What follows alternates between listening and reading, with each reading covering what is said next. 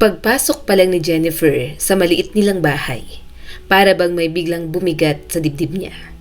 Basang-basa ang noo niya sa pawis, hindi dahil sa init, kundi dahil sa dalawang mabibigat na supot ng grocery na halos pumutol sa kanyang mga daliri. Marahan niyang ibinaba ang mga ito sa sahig. Kumalansing ang mga lata, nagpagulong-gulong ang isang sachet ng kape. Pag-angat niya ng tingin, nandoon si Cody. Ang asawa niyang parang idinikit na sa upuan. Naka-headset, nakatutok sa kumikislap na screen at abalang-abala sa pagtira ng mga tangke sa computer game. Naglalaro ka na naman? May pagod at inis sa tono ni Jennifer. Hindi man lang siya nilingon ni Cody. Para bang hangin lang siyang dumaan. Pinagpatuloy lang nito ang pag-click sabay sigaw ng, "Wait lang Jen, last round na to." Iritadong sabi ni Cody. Napabuntong hininga si Jennifer. Mahaba, mabigat, at parang may kasamang pagod ng 5 taong pag-aasawa. Dumiretso siya sa kusina para ayusin ang mga pinamili. Sumisikip ang sentido niya, kumikirot ang ulo. Ang tanging gusto niya sana ay humiga kahit 10 minuto. Pero bago pa man niya maabot ang ref, nagsalita ang kanyang asawa. Lumitaw ito sa pintuan, nakangisi at parang bata. "Honey, pakakainin mo na bang mahal mong asawa?" Para siyang binuhusan ng malamig na tubig. Gusto niyang sumagot, gusto niyang ipaalala kay Cody na galing siya sa mahabang shift at halos wala ng lakas. Pero ngumiti siya ng pilit. "Oo na, magluluto na ako. Hintay ka lang sandali." Kalmadong sabi ni Jennifer at pilit tinatago ang pagod. Pero hindi tumigil si Cody. Lumapit ito sa mesa, kinuha ang isang sausage at mabilis na kinagat na para bang ilang araw nang hindi kumain. Oo nga pala," sabi pa ni Cody habang patuloy sa pagnguya. "Pupunta tayo kala mama sa Sabado. Anniversary nila. Huwag mong kalimutang bumili ng regalo." At doon, unti-unting nagdilim ang mukha ni Jennifer. Para sa kanya, ang salitang mom ay parang kampanilya ng stress. Hindi dahil masama ang biyanan, kundi dahil hindi siya nito kailanman tinanggap. Para bang kahit anong gawin niya, lagi siyang kulang, laging mali. Sa una, sinubukan niya. Pinilit niyang maging mabait, mahinahon at mapagbigay. Pero nang makita niyang kahit anong pilit ay hindi nagbabago ang tingin ng biyanan sa kanya, natutunan niyang umiwas. Kaya ngayon, tuwing may okasyon lang sila nagkikita. Pagkatapos maghain, lumabas si Jennifer sa bakuran. Pinakain ang aso, pusa at ilang manok na siya rin mismo ang nag-aalaga. Tahimik lang ang paligid at doon siya nakahinga ng malalim, kahit sandali lang. Pero pagbalik niya sa kusina, wala na ang huling meatballs. Ubus na. At ang asawa niya, nakaupo, busog na busog at parang wala siyang nakitang mali. "Jen, ang sarap talaga ng luto mo. Lagi ako nasasatisfy. I love you." Nakangiting sabi ni Cody at parang walang pakialam. Ngumiti na rin siya pero mahina. Gumawa siya ng sariling sandwich at nag-init ng tsaa. Pagkaupo niya sa harap ng asawa, sumapaw ang tahimik na tensyon sa hangin. At sa wakas, sinabi niya ang matagal na niyang kinikimkim. "Cody, gusto ko ng baby. 5 taon na tayong kasal at hanggang ngayon hindi ka pa rin ba handa?" Determinadong tanong ni Jennifer. Natigilan si Cody para bang tinamaan ng bala ang kanyang ego. At sa isang iglap, pumutok ang galit nito. Puno ng inis na sumagot si Cody. "Baby, sa sitwasyon natin ngayon, Jen, nahihirapan na nga tayong mabuhay. Wala pa akong trabaho tapos gusto mo pang dagdagan ng responsibilidad. Gusto kong mabuhay ng maayos, hindi yung maghirap kasama ang sanggol." Tumayo si Cody, hindi na naghintay ng sagot, at malakas na isinara ang pinto. Dahilan para manginig ang buong kusina. Naiwan si Jennifer na nakaupo. Hawak ang tasa ng tsaa na unti-unti nang lumalamig. Pero higit na malamig ang pakiramdam sa loob ng puso niya. Isang tanong na paulit-ulit na gumugulo sa kanyang isipan. Hanggang kailan ako magtitiis? Mula nang pinag-usapan ni Jennifer ang tungkol sa pagkakaroon ng anak, parang gabi-gabing bagyo ang bumabalot sa kanilang tahanan. Paulit-ulit itong bumabalik, paulit-ulit ding nauuwi sa sigawan, luha at katahimikang mas masakit pa kaysa sa ingay. At palaging isang tao lang ang tumatanggi, si Cody. At palagi nitong dahilan ay pera, trabaho, timing, lahat na. Pagkatapos ng kanilang away, tumakbo si Jennifer papasok sa kwarto. Isinara niya ang pinto, humiga sa kama, at doon tuluyan ng bumuhos ang luha. Hindi niya alam kung ano ang dapat na sabihin, ano pa ang dapat gawin. Maaga na naman siyang gigising kinabukasan para pumasok. Pero kahit pagod ang katawan, ang isip niya ay gising na gising, puno ng lungkot. Sa kabilang banda ng bahay, si Cody naman ay hindi man lang nag-abala na sundan siya. Umupo ulit sa harap ng computer, sinalpak ang headset at nagpatuloy sa paglalaro habang madilim ang paligid. Para bang walang nangyari. Para bang walang umiiyak sa kabilang kwarto. Si Jennifer naman buong magdamag nag-isip. Tama ba to? Tama pa bang mahalin si Cody? Paulit-ulit niyang bulong sa sarili. Sobra-sobra ang pagmamahal niya. Pati sarili niyang pangarap na isang tabi. Takot siyang iwan siya ni Cody. Takot siyang mag-isa. Pero alam din yun ni Cody. Alam niyang ginagamit siya. Alam niyang umaasa na lang siya sa pangako na baka bukas ay magbabago ito. Baka bukas ay magtrabaho na. Baka bukas ay handa na silang bumuo ng pamilya. Pero hanggang ngayon, pangako lang. Walang kasiguruhan, walang katuparan. Pagsikat ng araw, bumangon si Jennifer. Paglabas niya sa sala, nakita niyang mahimbing na natutulog si Cody sa lumang armchair. Ang ilaw ng computer ay nakabukas pa, para siyang batang napagod sa laro, hindi sa responsibilidad. Dahan-dahang lumapit si Jennifer. Maingat niyang isinapi ng kumot sa balikat nito. At kahit sugatan, kahit galit, kahit napapagod na, nagmalasakit pa rin siya. Lumipas ang buong Biyernes sa paghahanap niya ng regalo para sa biyanan. Kahit alam niyang anuman ang bilhin niya, malamang ay hindi pa rin ito magugustuhan. Pero pinilit niya pa rin. Para kay Cody, para maiwasan ang isa pang sigawan. At pagsapit ng Sabado, nang tumawid sila sa harap ng bahay ng biyanan, parang may malamig na hangin na humampas sa puso ni Jennifer. Hindi siya kailangan dito. Hindi siya gusto rito. At alam niyang alam nila yon. Pero dahil sa pangungulit ni Cody ay sumama siya. Pagpasok nila, maingay ang sala. Mga tawa, kwentuhan at musika. Pero nang makita siya ay biglang may ilang matang umiwas. May ilang bibig na napahinto. Hanggang sa tuluyan na siyang binaliwala. Habang si Cody ay sumama sa mga pinsan at tiyuhin. Si Jennifer ay naiwan kasama ang maliit na pamangkin sa sulok ng bahay. Walang imbitasyon sa mesa. Wala man lang, "Jennifer, halika!" Walang kahit ano. Parang hindi siya asawa ni Cody. Parang hindi siya bahagi ng pamilya. Nang makaramdam siya ng uhaw, tumayo siya at dahan-dahang lumakad papunta sa kusina. Pero bago pa siya tuluyang makapasok, natigilan siya. May mga boses na nagbubulungan. At hindi lang basta usapan. Siya mismo ang paksa. Hindi niya alam kung papasok ba siya o tatakbo na lang papalabas. Pero hindi gumalaw ang kanyang mga paa.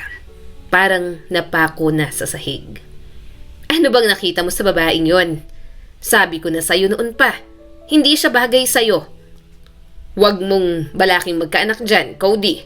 Huwag na huwag." Parang binagsakan ng bato ang dibdib ni Jennifer. Umikot ang paningin niya. Para siyang kinapos ng hininga. Ma, huwag kang mag-alala. Hindi ko naman iniisip yun. Pabulong na sabi ni Cody pero malinaw sa pandinig ni Jennifer. Nakakainis na nga rin siya minsan. Pero sino pang tatanggap sa akin ngayon? Wala pa nga akong trabaho. Doon na nawasak ang puso ni Jennifer. Hindi dahil sa sinabi ng biyanan, hindi dahil kinukutya siya, kundi dahil si Cody mismo ang nagpatunay. Si Cody mismo ang gumawa ng sakit niya. At habang nakatayo siya roon, walang kalaban-laban. Isang tanong ang unti-unting bumubuo sa kanyang isip. Kung ganito pala niya ako titingnan, ano pa bang halaga ko sa buhay niyang to? Sa loob ng kusina, hindi nawala ang bulungan. At bago pa man makabawi si Jennifer mula sa sakit ng unang narinig, sumunod agad ang mas malalim na sugat. Ang boses ng mismo niyang asawa. Mahina ang boses ni Cody, pero puno ng yabang. Gusto naman niya at kaya niyang gawin ang lahat para sa akin, ma. Pero huwag kayong mag-alala. Kapag nakahanap na ako ng trabaho, hahanap agad ako ng mas maayos na papalit sa kanya. Parang may matalas na kutsilyo na tumarak sa puso ni Jennifer. Hindi siya makahinga. Hindi siya makapaniwala. Alam niyang hindi siya gusto ng biyanan. Pero si Cody, ang taong pinakasalan niya, ang taong binigay niya ang lahat, siya pa mismo ang nagbabalak na ipagpalit siya. Inikot ng sakit at pagkadismaya ang buong pagkatao ni Jennifer. Gusto niya sanang pumasok sa kusina. Gusto niyang sumigaw. Anong kasalanan ko? Bakit niyo ako tinatrato ng ganito? Pero nang kumapit siya sa knob ng pinto, nanginig ang kanyang kamay. Wala siyang lakas, wala siyang boses. At dahil alam niyang walang makikinig, kahit magsalita pa siya. Lumabas na lang siya, tahimik at walang nakapansin. Habang naglalakad siya palabas, sunod-sunod ang pagtulo ng luha niya. Parang nasusunog ang dibdib niya sa sama ng loob. Hindi niya alam kung saan pupunta, pero kailangan niyang lumayo. Lumakad siya ng mabilis, halos tumatakbo dahil baka kapag tumigil siya ay bumigay siya. Hindi niya agad napansin na may papasalubong palang lalaki. Mabilis, matangkad, at bago niya pa malihis ang direksyon, bumagsak na siya. Natumba siya sa lakas ng salpukan. Miss Jennifer? Ikaw ba yan? Grabe, sorry. Hindi kita nakita. Gulat na sabi ng lalaki at nagmamadaling tumulong. Pag-angat niya ng tingin, bumagal ang mundo. Kilala niya ang lalaking yon. Gulat na napatingin si Jennifer. Oscar? Oo, ang galing no. Ikaw pa talagang mababangga ako. Saan ka pupunta at bakit tumatakbo ka? Para kang may hinahabol. Natutuwang tanong ni Oscar sa kanya. Mahirap naman talagang umatras sa'yo. Ang laki-laki mo kaya. Pinipilit ngumiti ni Jennifer kahit gusto nang tumulo ng luha sa kanyang mga mata. Nagkatawanan silang dalawa. Isang tawa na panandalian lang, pero sapat para mapawi ng kaunti ang bigat sa dibdib ni Jennifer. May pupuntahan ka ba? Kung wala naman, halika. Magkape tayo. Mahaba yung lakad mo eh. Baka gusto mong pag-usapan. Tumingin si Jennifer sa paligid. Wala siyang uuwian. Wala siyang pupuntahan at wala ring naghahanap sa kanya. Kaya naman, tumango siya. Sakay ng kotse ni Oscar, nagpunta sila sa isang maliit na cafe. Tahimik, may malalaking bintana at amoy bagong giling na kape. Perfect na lugar para huminga kahit sandali lang. Pagkaupo nila sa tabi ng bintana, nagsimula na ang tanungan. So, kumusta ka, Jennifer? Kumusta si Cody? Banayad at may pag-aalala na tanong ni Oscar. Ayon, normal lang, ganun pa rin, usual na buhay may asawa. Malungkot na sabi ni Jennifer. Hindi niya sinabing, sinaktan niya ako, pinagpalit niya ako, pinagmukha niyang wala akong halaga. Hindi niya masabi. Hindi pa. Sabihin na lang na hindi niya kayang sirain ang imahe na hawak ng iba tungkol sa asawa niya. Ikaw may asawa ka na? Mga anak? Matagal na kitang hindi nakikita mula nung kasal namin. Napayuko si Oscar, bahagyang ngumiti pero hindi masaya ang ngiting yon. Wala pa rin. Hindi pa kasi ako nakakahanap ng kagaya mo.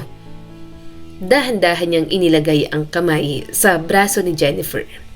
Parang biglang huminto ang oras. Hindi makagalaw si Jennifer. Hindi makapagsalita. Hindi niya inakala na hindi pa nawala ang nararamdaman ng lalaking ito.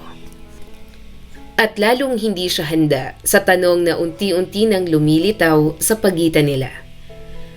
Kung nagiging malupit na si Cody at may ibang taong marunong pang mag-alala, ano pa ba ang tama?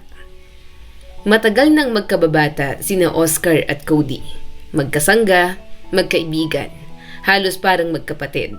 At minsang sabay silang na in love kay Jennifer. Pero sa huli, si Cody ang pinili ng puso niya. At ang taong nasaktan, si Oscar, na marahang umatras mula sa buhay nila para hindi masira ang pagkakaibigan. Simula noon, hindi na siya muling nagpakita. Pero ngayon, heto siya, nakaharap muli kay Jennifer sa isang araw na halos gumuho ang mundo niya. Para makaiwas sa tensyong nagsisimulang mabuo sa mesa, ibinaling ni Jennifer sa iba ang usapan. So, kumusta ka? Kumusta ang buhay mo sa mga nakalipas na taon? Huminga ng malalim si Oscar bago sumagot. Sinubukan kong kalimutan ka, Jennifer. Lumipat ako sa ibang lugar. Nagtayo ng negosyo. Akala ko kapag naging abala ko mawawala rin yung nararamdaman ko nun. Bahagyang ngumiti si Oscar pero bakas ang lungkot. Pero bumalik ako rito. May sakit ang mama ko. Tumango si Jennifer. Ramdam ang bigat ng pinagdaraan ng buhay ng kaibigan. Pero agad ding dumating ang tanong na kinatatakutan niya. Pero ikaw, bakit gabi ka na at mag-isa? Nasaan si Cody? Maingat na tanong ni Oscar. Mabilis na sumagot si Jennifer at pilit itinago ang sakit. Nasa trabaho. Ako lang ang lumabas para magpahangin. Hindi niya kayang aminin, hindi ngayon, na ang asawa niyang ipinaglaban niya ng buong puso ay mismong nagsabi na papalitan siya ng ibang babae. At dahil nahihiya na, tumayo si Jennifer. Uuwi na ako, Oscar. Salamat sa kape. Hayaan mo na akong ihatid ka. Delikadong maglakad mag-isa. Nag-aalalang sabi ni Oscar. At nagpaubaya si Jennifer. Tahimik ang biyahe pero ramdam ang bigat sa dibdib niya. Pagdating nila sa bahay, napansin kaagad ni Jennifer ang ilaw sa bintana. Ibig sabihin, nasa loob na si Cody. Pagpasok niya sa kusina, nandoon si Cody. Galit na galit. Saan ka galing? At bakit ka umalis nang hindi mo lang nagpapaalam kay mama at sa mga bisita? Sumabog ang boses nito. At doon, pumutok ang lahat ng emosyong pinipigilan ni Jennifer. Hindi niya na napigilang umiyak. Ano? Alis ako para magpaalam? Sa mga taong hindi mo lang ako tinitingnan na parang tao? Narinig ko kayong lahat. Lalo ka na. Tama ka. Bakit ka nga naman magkakaanak sa babaeng nakakainis at pinaplano mong palitan? Nanlaki ang mga mata ni Cody. Hindi niya inaasahang narinig ni Jennifer ang lahat. Nagmamadaling nagpaliwanag ang asawa niya. Jen, hindi yun ang ibig kong sabihin. Ayokong masira ang loob ni mama. Alam mo naman kung gaano siya kahigpit. Ayokong makipag-away. Lumapit siya para yakapin si Jennifer pero umatras ang babae. Ayoko, hindi ngayon, malamig niyang sabi. Umalis siya, tumungo sa kabilang kwarto at nagsarado ng pinto. Iniwan ang lalaking hindi makapagsalita. Kinabukasan, tahimik si Jennifer. Walang kahit anong salita. Ginawa lang niya ang gawaing bahay at pagsapit ng gabi, pumasok na sa kanyang night shift. At doon, magsisimula ang gabing hinding-hindi niya malilimutan. Makalipas ang 2 oras, dumating ang kasamahan niya. Hingal, namumutla at halos hindi makapagsalita. Jennifer! Jennifer, may sunog sa bahay mo! Parang nabingi si Jennifer. Parang nawala ang lupa sa ilalim niya. Tumakbo siya palabas, tumakbo nang wala nang iniisip. At mula sa malayo, nakita niya ang apoy. Malalaki, mabibilis, ngumingit-ngit ang kahoy. Sumasabog ang init. At nandoon ang bahay niya. Ang tahanang pinaghirapan niya. Ang lahat ng alaala nila.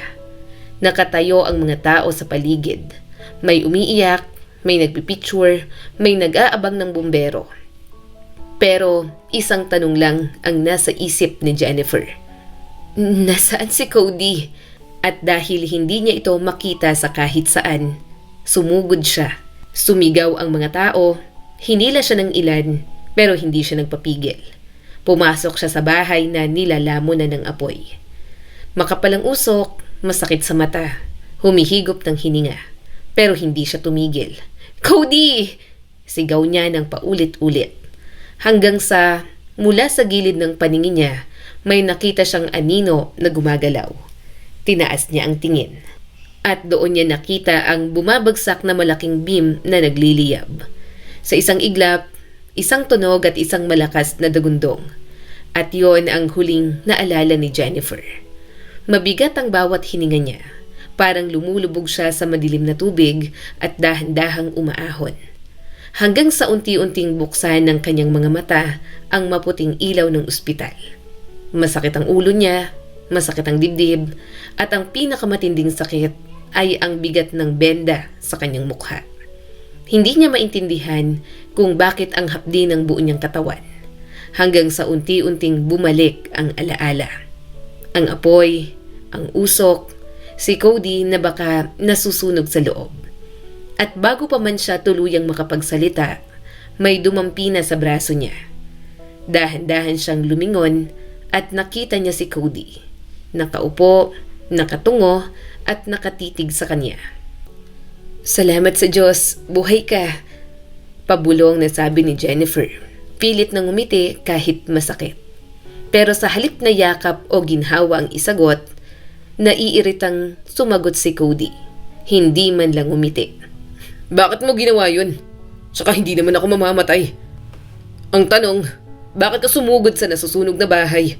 Baliw ka ba? Para siyang sinampal, hindi sa mukha kundi sa puso. Pero hindi pa tapos si Cody. Walang pakundangan itong nagsalita. Sabi ng doktor, pangit daw ang peklat mo. Malaki at kita raw sa buong pisngi. Paano na yun?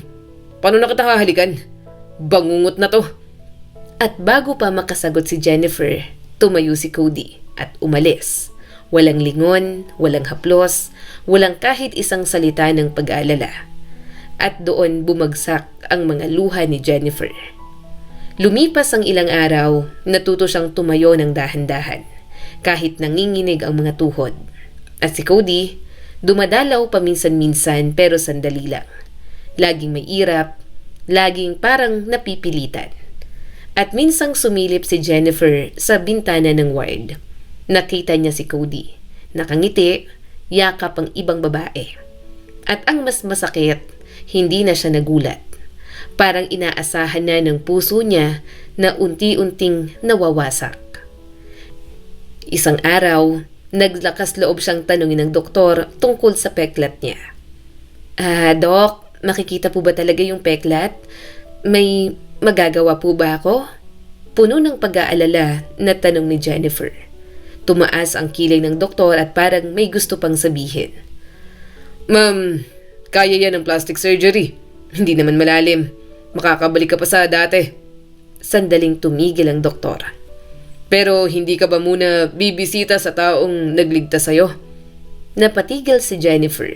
Para siyang binuhusan ng malamig na tubig. Nagligtas sa akin? Oo, kung hindi ka niya binuhat palabas, baka hindi ka na umabot dito. Halika't ipapakita ko sa'yo. At kasunod niya ang doktor. Kumakabog ang dibdib niya. Malakas at mabilis. Hindi niya alam kung ano ang dapat na maramdaman. Hanggang sa marating nila ang intensive care unit. At doon, tumigil ang mundo niya. Nakahiga sa kama, bumubuga ng hangin ang mga makina. Maraming tubo, maraming aparato. At ang lalaking halos mamatay para sa kanya, walang iba kundi si Oscar. Oscar? Nanginginig na tanong ni Jennifer.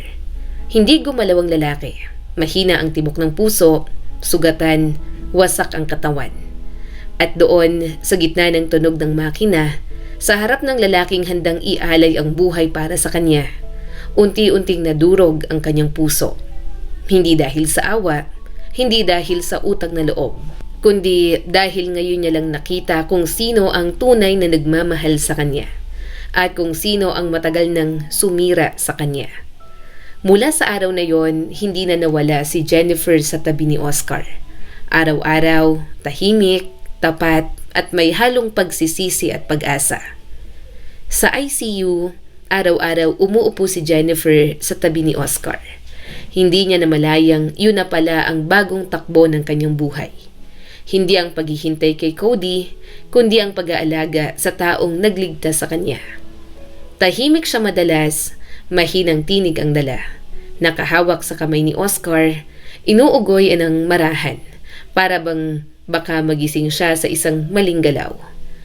Ikinakwento niya ang lahat, ang sakit, ang sunog, ang takot, ang pangarap niyang magkaroon ng isang buhay na payapa. At kahit hindi gumagalaw si Oscar, ramdam niyang may nakikinig.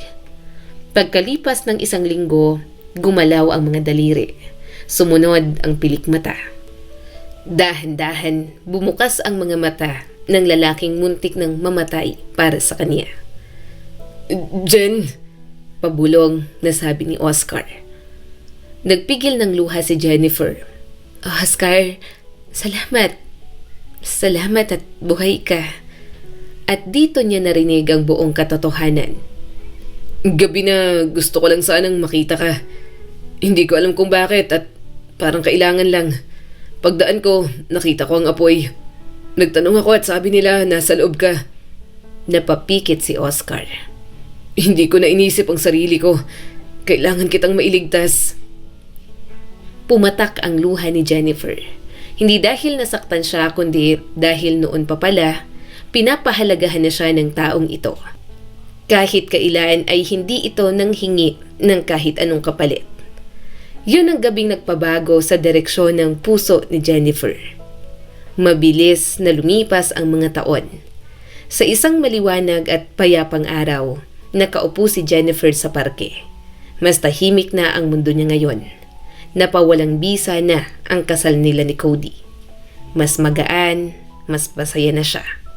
Sa tabi niya, sa stroller, mahimbing nang natutulog ang maliit na batang babae. Ang anak niyang hindi niya nakuha sa halimaw na kasal niya noon, kundi mula sa isang lalaking tunay na marunong magmahal. Habang sumisikat ang araw, narinig niya ang isang pamilyar pero matagal nang hindi naririnig na boses. Jennifer?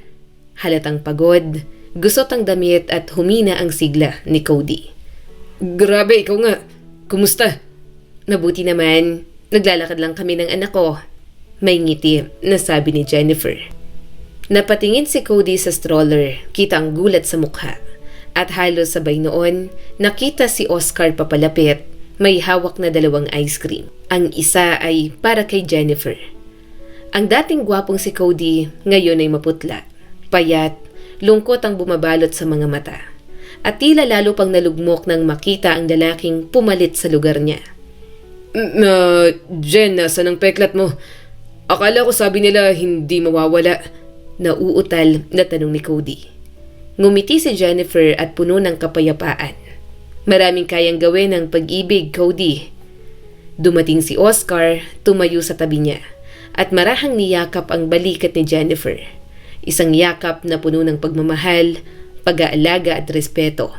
Ang yakap na matagal niyang hindi natanggap noon. Han, kararating mo lang.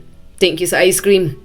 Nginitian siya ni Oscar, saka tiningnan ang batang nasa stroller na malumanay na natutulog. At sabay magkahawak kamay silang naglakad papalayo. Habang si Cody, ang lalaking minsang binali ang puso niya, ay nanatiling nakatayo roon. Nakatulalang nakatingin sa masayang pamilya na hindi niya kayang pahalagahan noon na oras na kaya niya pa. At para kay Jennifer, yun ang tunay na wakas ng isang masakit na kabanata. Wakas na puno ng pagpapalaya, wakas na puno ng bagong pag-ibig, wakas na puno ng bagong buhay. Lumipas pa ang mga taon at sa isang maliit na inuupahang kwarto, sa gilid ng isang lumang gusali, Doon nakatira si Cody ng mag-isa. Hindi na talaga sila nagkabalikan pa ni Jennifer. Hindi rin nagtagal ang babaeng nakita ni Jennifer noon sa labas ng ospital. Dumating ang iba, umalis ang iba. Pero walang nagtagal. Walang nagmahal sa kanya ng totoo.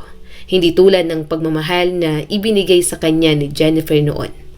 Ang trabaho niya, pabalik-balik. Walang tumatagal, madalas dahil sa ugali niyang pasaway at tamad. Nalugi rin siya sa isang negosyo na sinubukan niyang simulan at walang pamilya ang umalalay sa kanya. Dahil pati ang sariling ina, lumamig ang pagturing sa kanya nang unang beses niyang sinisi ito sa pagkawala ni Jennifer. At sa tuwing dumaraan siya sa parking yon, kung saan niya minsang nakita sina Jennifer at Oscar ay napapahinto siya. Napapaupo na lang sa lumang upuan, tinitingnan ang masasayang pamilya na masaya, payapa at kompleto. Minsan, nagtangka pang lumapit si Cody. Parang gusto niyang bawiin ang lahat. Pero sa bawat hakbang niya, natatandaan niya ang huling sinabi ni Jennifer noon. Maraming kayang gawin ng pag-ibig, Cody. At doon niya naramdaman ang bigat ng katotohanan.